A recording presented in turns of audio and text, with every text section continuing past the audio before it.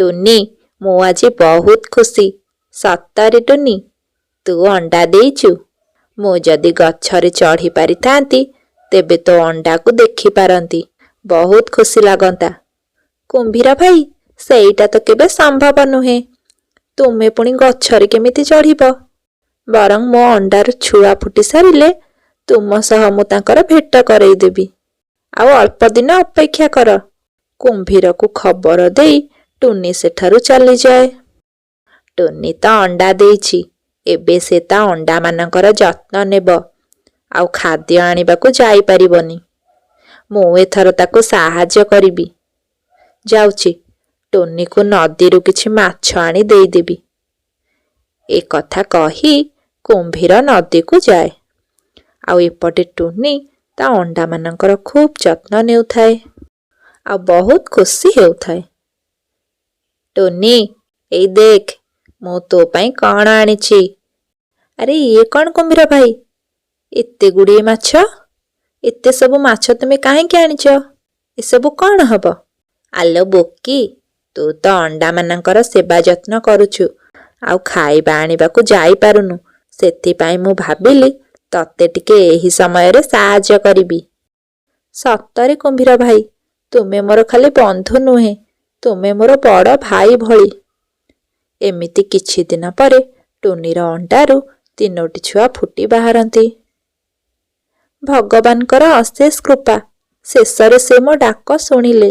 ଏବେ ତ ମୋ ଛୁଆମାନଙ୍କୁ କୁମ୍ଭୀର ଭାଇଙ୍କୁ ଦେଖେଇବାକୁ ହିଁ ପଡ଼ିବ। ସେ ମୋ ଛୁଆମାନଙ୍କୁ ଦେଖିବା ପାଇଁ ଅପେକ୍ଷା କରିଛନ୍ତି। ଏହା କହି ଟୁନି ତା ଛୁଆଙ୍କୁ ଧରି ନଦୀ କୂଳକୁ ଯାଏ ଆଉ ସେମାନଙ୍କୁ ରଖି କୁମ୍ଭୀରକୁ ଡାକ ପକାଏ। କୁମ୍ଭୀର ଭାଇ, ଓ କୁମ୍ଭୀର ଭାଇ, ଆସ ଦେଖିବ, ମୁଁ ମୋ ପିଲାମାନଙ୍କୁ ଆଣିଛି। ତୁମେ ପରା କହୁଥିଲ ତାଙ୍କୁ ଦେଖିବ ବୋଲି। ଏହା ଶୁଣି କୁମ୍ଭୀର ପାଣିରୁ ବାହାରି ଆସେ ଆଉ ଟୁନିର 3ଟି ଛୁଆଙ୍କୁ ଦେଖି ବହୁତ ଖୁସି ହୋଇଯାଏ। ଆରେ ବା ଟୁନି, ତୋ ପିଲାଗୁଡ଼ାକ ତ ବହୁତ ସୁନ୍ଦର ଆଉ ଗୁଲୁଗୁଲିଆ ହେଇଛନ୍ତି। ତୋ ପିଲାମାନଙ୍କୁ ଦେଖି ମୋ ମନ ପୂରିଗଲା। ସେ କଥା ଠିକ୍ ଯେ କୁମ୍ଭୀର ଭାଇ, ହେଲେ ମୋର ଭାରି ଚିନ୍ତା। ଜଙ୍ଗଲରେ ସେ ବିଲୁଆର ଯେଉଁ ଉତ୍ପାତ, ସେ ଯଦି ମୋ ପିଲାମାନଙ୍କର କିଛି କ୍ଷତି କରିଦିଏ ତେବେ ମୁଁ କ'ଣ କରିବି? ଟୁନି, ତୁ ଜମା ଚିନ୍ତା କରନା। ତୁ ଯେତେବେଳେ ବାହାରକୁ ଖାଦ୍ୟ ଆଣିବାକୁ ଯିବୁ ତୋ ପିଲାମାନଙ୍କୁ ମୋତେ ଆଣି ଦେଇଯିବୁ। ମୁଁ ତ ପିଲାମାନଙ୍କୁ ଜଗିବି। ଆରେ ସତେ ତ, ମୁଁ ତ ଏକଥା ଭାବିନଥିଲି। ଯାହା ହଉ ଭାଇ, ତୁମେ ମୋର ସବୁଠୁ ବଡ଼ ଚିନ୍ତା ଦୂର କରିଦେଲ। ତେବେ ମୁଁ ତୁମ କଥାରେ ହିଁ କାମ କରିବି। ଦୂରରେ ଠିଆ ହୋଇ ଏକ ଦୁଷ୍ଟ ବିଲୁଆ ତାଙ୍କ କଥା ବସି ଶୁଣୁଥାଏ ଆଉ ଟୁନିର 3 ଛୁଆଙ୍କୁ ଦେଖିଦିଏ। ଆରେ ହେଇ, ଗୋଟିଏ ନୁହେଁ କି 2ଟା ନୁହେଁ, ଟୁନିର ଏଥର 3ଟା ଛୁଆ ହେଇଛି। ଗୋଟେ ଗୋଟେ କରି ସବୁ ଖାଇବି, ଖାଲି ସୁଯୋଗର ଅପେକ୍ଷା। ଏମିତି କହି ବିଲୁଆ ତା ମନେ ମନେ ଯୋଜନା କରୁଥାଏ। ଦିନେ ସକାଳେ ଟୁନି ଖାଦ୍ୟ ଆଣିବାକୁ ବାହାରିଯାଏ ଆଉ ତା 3 ଛୁଆଙ୍କୁ କୁମ୍ଭୀର ପାଖରେ ଛାଡ଼ି ଦେଇଯାଏ। କୁମ୍ଭୀରଟି ତା ଛୁଆଙ୍କୁ ନେଇ ତା ପିଠିରେ ବସେଇ ନଦୀରେ ବୁଲେ ଆଉ ଏହା ଦେଖି ବିଲୁଆ ଭାରି ରାଗିଯାଏ। ଆଜିକାଲି ମୁଁ ଦେଖୁଛି ଏ କୁମ୍ଭୀର ଟୁନିର ଛୁଆଙ୍କୁ ଲାଳନ ପାଳନ କଲାଣି। ମୁଁ ଆଉ କେମିତି ତାଙ୍କୁ ଖାଇବି? ନା ନା, ଏ କୁମ୍ଭୀର ଯେତେ ଦିନ ମୋ ବାଟର କଣ୍ଟା ରହିବ ସେତେ ଦିନ ଯାଏ ମୁଁ ଆକୁ ଖାଇପାରିବିନି। ଏ କୁମ୍ଭୀରଟାକୁ ଟୁନି ସାମ୍ନାରେ ଖରାପ ବନେଇବାକୁ ପଡ଼ିବ। ଏମିତି କହି ଦିନେ ବିଲୁଆ ଟୁନି ଘରକୁ 3ଟି ସୁନାହାର ନେଇକି ଯାଏ ଆଉ ଟୁନିର 3 ଝିଅଙ୍କୁ ପିନ୍ଧେଇ ଦିଏ ଆଉ କୁହେ, ଆଲୋ ଟୁନି, ତୁ ତ ଖାଲି ମୋତେ ସବୁବେଳେ ଭୁଲ ବୁଝିଲୁ। ଆଉ ତୋର 3ଟି ଝିଅ ହୋଇଛନ୍ତି ବୋଲି ମୋତେ ତ କହିଲୁନି। ତୁ କ'ଣ ଭାବିଛୁ ମୁଁ ହିଁ ଏକା ପକ୍ଷୀମାନଙ୍କୁ ଖାଏ?